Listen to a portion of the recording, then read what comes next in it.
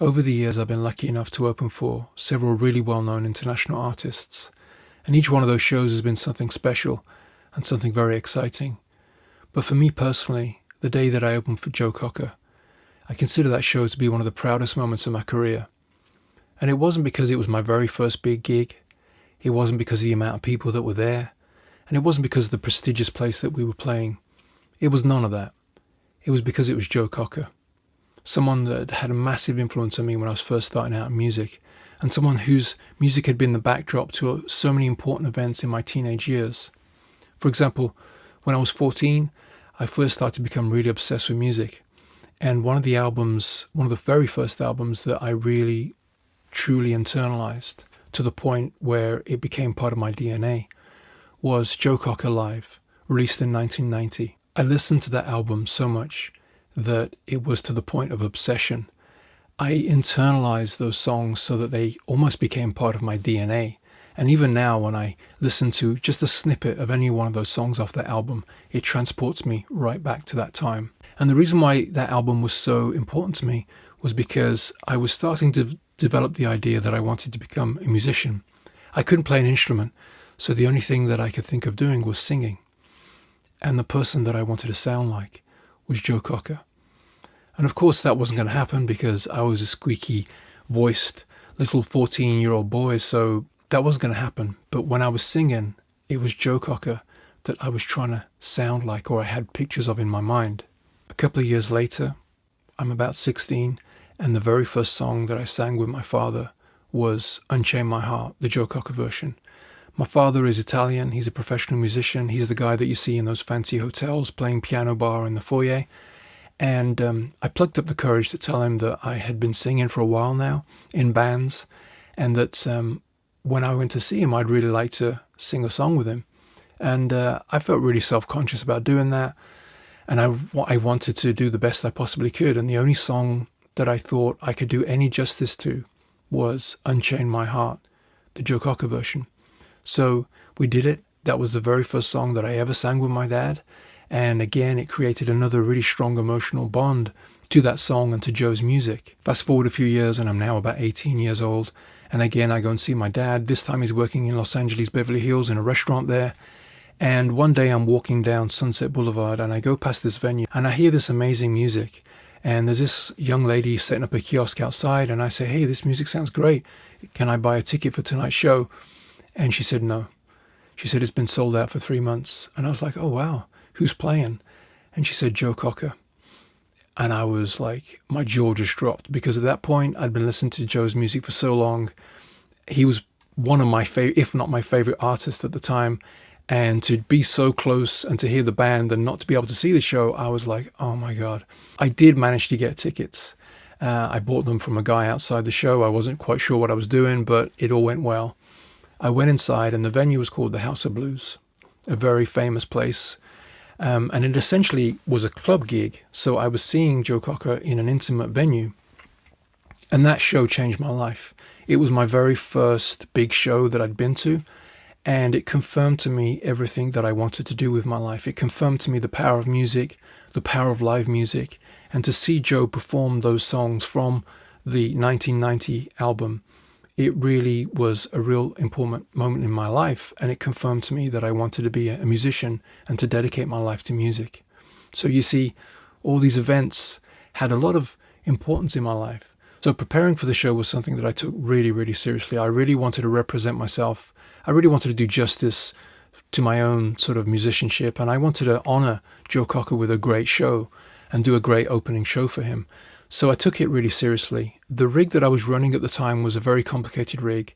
I was very much into the idea of looping, and looping was still something quite novel. There were a couple of people doing that at the time. There was Jarle Berntoff and there was Katie Tunstall, but I didn't know of anyone doing it the way that I was doing it back then. I was essentially looping over pre-recorded tracks. So it sounds simple, but it's actually quite difficult to do to a professional level. And the rig that I was running Ableton Live on a MacBook Pro. I had an APC 40 to my right hand. I had an FCB 1010 on my feet so that I could control MIDI there. I had a keyboard. I had a mini Cajon. I had a looping microphone, I had guitar effects, and I had my main microphone. It was a very, very complicated rig with a lot of maneuvers and a lot of buttons to press and a lot of stuff to remember.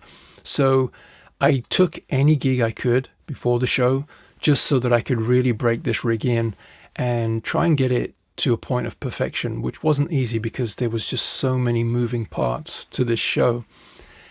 So I got my brother to come over and film me doing some live performances so that I could study the video and just make sure that I was going to do the very, very best I could on the day. So on the day of the gig, I got in my car very early and I drove to Oslo Airport. I live just outside of Oslo. And I took a 45-minute flight to Bergen, which was where the show was going to be. I got picked up at the airport and I got taken to the hotel, and the hotel was right next door to the stage. You could actually see the hotel from the stage. I had 2 suitcases, a full backpack, an acoustic guitar with me, because it was quite a lot of equipment, you know. And I walked over to the stage area, and the Joe Cocker Band had already done their sound check, so there wasn't many people around. It was a big cordoned off area, lots of flight cases, that sort of thing. And one of the first things that struck me was just how big the stage was. I'd never done, this was my very first big gig, my first marquee gig. And I remember standing on the stage thinking, this is really big for one guy to stand up here alone. I set up and I remember the sound guys saying, you know, wow, this is a lot of equipment for one guy. I thought it was just going to be a guy and a guitar, you know. So I set up and I did the sound check and it was all sounding pretty good. It sounded very big. I'd never heard my voice. You know, you go, hello, hello, hello. It was this huge sound. It was all new to me, you know. And I remember thinking, wow, the sound guy is all the way over there. Normally in club gigs, which is what I was used to, the sound guy would be like, 10, 20 meters away, but it seemed like miles away. So after I'd done my sound check, I came off stage and I was met by a local newspaper that had flown up as well to do a big sort of article on it.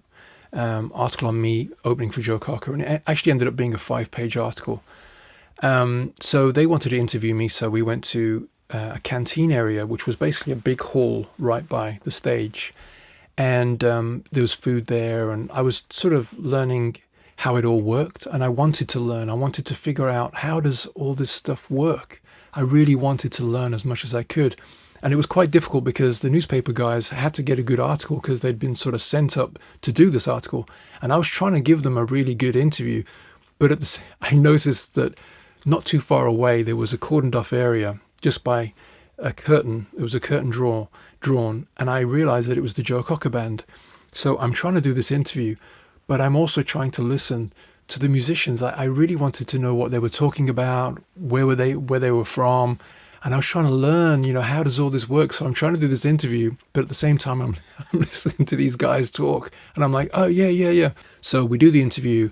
And not long after that, it's time for me to go over to the stage. And in fact, they actually take a photograph of me walking over by myself, which was a really lonely walk towards the stage because it was not too long before I had to go on. And I remember walking over thinking to myself, I owe it to myself. I owe it to all the years of being a musician, all the memories of being really obsessed with Joe Cocker's music. I really owe it to myself to deliver a good performance. I couldn't let myself down. It would have really upset me if I felt like I hadn't done a good gig. It would have upset me personally for my own self-esteem, but it would have also upset me that I hadn't delivered a good show to honor Joe Cocker. So I go on stage and it's all new to me. This amount of people, the size of the stage, it's sensory overload. I'm wanting to do a fantastic show. I'm wanting to deliver, but at the same time, I'm like, wow, this is a lot of people. But I also remember feeling that it felt right. It felt like I wanted to be here. As nervous as I was and as petrified as I was, to be quite honest with you, I also was really excited, and I absolutely felt like I wanted to be here. This wasn't something that anybody was making me do. I loved it. I loved being on that size of a stage. So I start the show and I do the first couple of songs, and I felt like I wasn't connecting with the audience. And it's a really horrible feeling. If any of you guys are performers out there, you might know what I'm talking about. I felt like those first 2 or 3 songs just were not connecting. Nobody was really interested. Nobody knew who I was. And that's a really difficult position to be in, because when you feel the show slip away, it can affect your confidence and you can start to make mistakes. You can start to get nervous. So I really knew that I had to do something to change this around, because I couldn't let this gig slide away from me. So about halfway through, I broke it down to acoustic guitar and I did a couple of acoustic numbers, and I spoke to the audience. And I said what an honor it was to be here and open for Joe Cocker. And I also mentioned what a beautiful city Bergen was, because it is a beautiful city, and it was my second show in the place. So I sort of been around the city and seen how beautiful it was. And I also made a joke about the fact that it wasn't raining. Bergen is surrounded by hills or mountains, so it gets like something like 363 days of rain a year.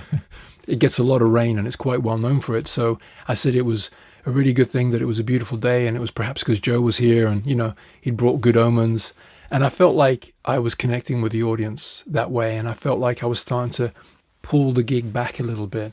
And now they were listening, and I felt like they were enjoying it. From the end of the show, I felt like I delivered. I felt like I delivered a good show. I definitely tried my hardest, and I felt like the audience were happy. That's what it seemed like to me. It felt like it was a good show. I came off stage, and there wasn't many people there. It was pretty empty backstage. And I remember packing my stuff away, and this is how naive I was. I thought that straight after packing my stuff away, they were going to kick me out. So I was packing away really slowly, because I didn't want them to come over to me and go, "Hey, yeah, go on, off you go, on your bike, out of here." And of course, they weren't going to do that, but I didn't know that at the time. The reason why I was packing slow is because I really wanted to see the band. And I thought maybe I might even get to see, Joe walk up on stage. But it took like a long time. No one seemed to be coming, and I'm sort of already packed up at this point. Eventually, I heard some voices coming up the hill, and it was the band. They were all looking cool. You could tell they were cool musicians, or everyone was laughing and looking very confident and casual. And I was looking to see maybe if I could figure out who was the guitarist, who was the drummer, but I couldn't see Joe. So the band go up on stage, they climb up the stairs, and they go up to this very high stage, and they disappear because they go onto the actual stage, and you hear the drums, and people start to get excited. And I remember thinking, did I miss Joe? Was he part of that group and I didn't see him? Then out of the corner of my eye, I see this limousine snaking up, and I realized straight away that it's got to be him. Joe was old school, so it's got to be a limousine. This limousine parked right next to the stage, like literally, like you couldn't get any closer. The door opens, and there he was. There was the man right there. He was slowly walking up the stairs, and I remember thinking, he looks exactly the same. Like he hadn't changed at all, like in 30 years. And I just was like, oh my God, there he is. He's just like a few meters away, And he walks up on stage. They go into the show.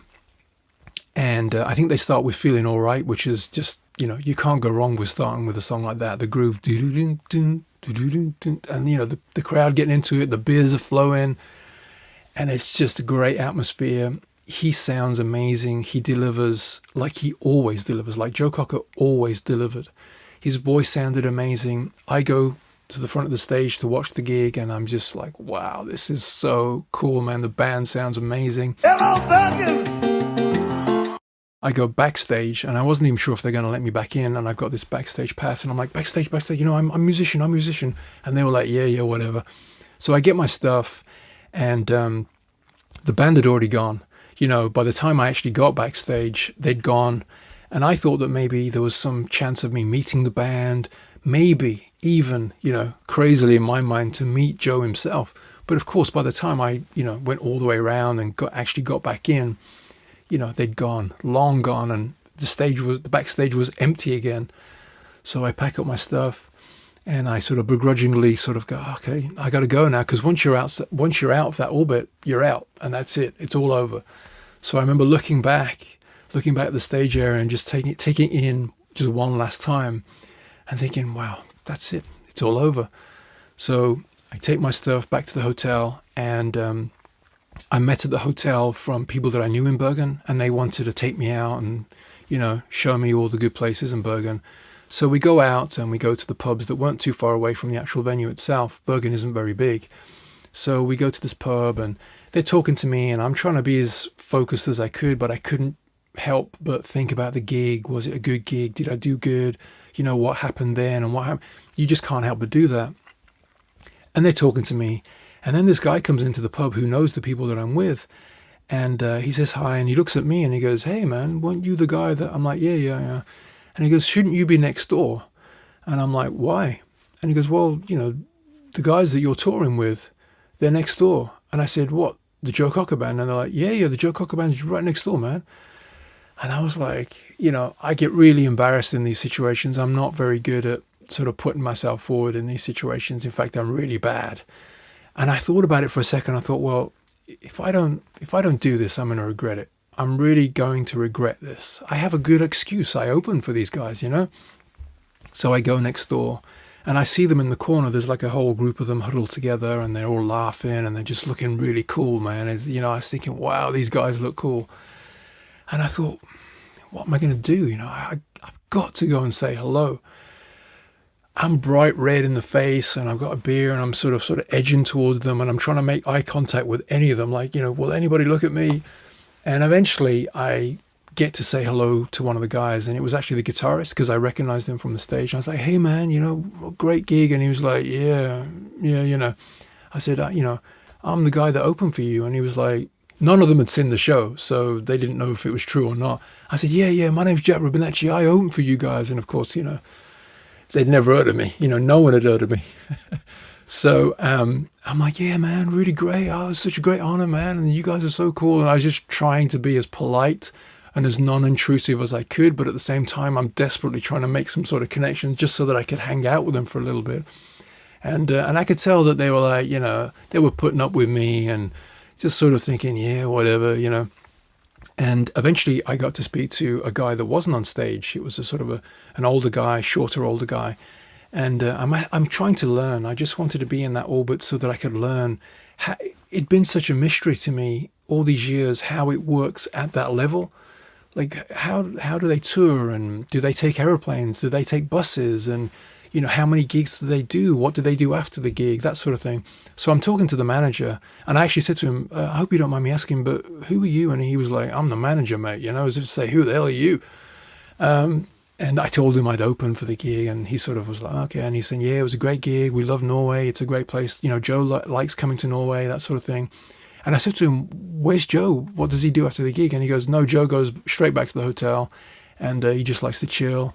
And I tried to get as much information out of him as I could, and it was all very bizarre because it turns out that the manager was the same manager that would have been with him when I saw the Los Angeles gig all those years ago, and it was just all blowing my mind. The whole thing was just really surreal. Anyway, after a couple of beers, they got to go. They got to go back to the hotel and relax and sleep for the next show. And I remember them walking off, and I remember just this feeling of sort of sadness coming over me. I was like, okay, now it really is over. I'm out of the orbit for real now. And they just walked off, and they went on to Sweden, I think they were going to. And it just sort of ended like that. 1 minute you're in their orbit and in their sort of, you know, you're part of the gang, so to speak. And the next minute, it's just all over. I hope you found this video interesting. I hope I didn't waffle on too much. I just wanted to share this really beautiful moment for me in my career, something that I'll never forget, something that I'll always treasure. And I just wanted to share these memories with you.